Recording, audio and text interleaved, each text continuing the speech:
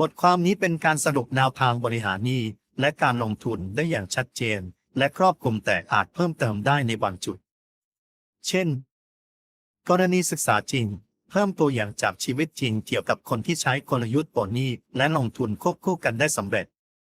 วิธีปฏิบัติที่เป็นรูปธรรมอาจขยายแนวทางปิดบัตรเครดิตให้ปลอดภัยหรือวิธีบริหารเงินสำรองฉุกเฉินแบบง่าย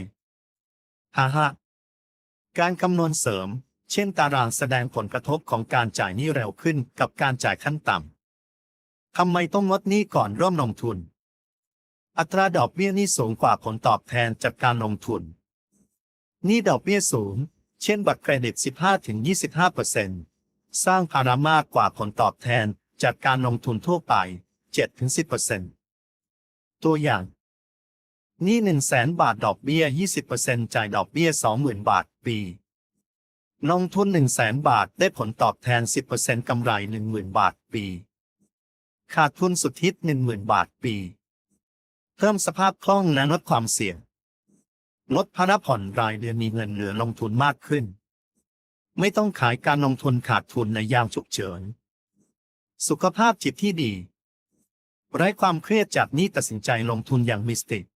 3 ขั้นตอนจัดการหนี้และลงทุน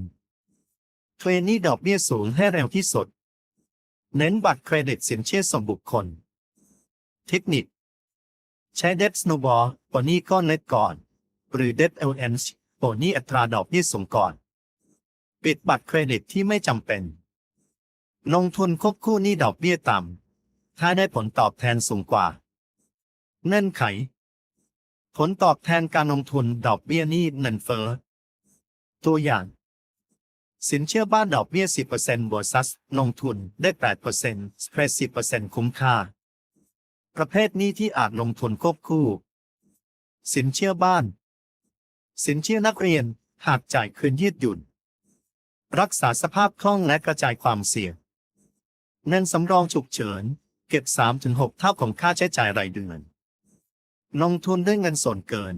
ไม่ใช่เงินที่ต้องใช้ใน 5 ปีกระจายพอร์ตกองทุนดัชนี Index Fund หุ้นปันผลอสังหาข้อควรระวังและข้อยกเว้น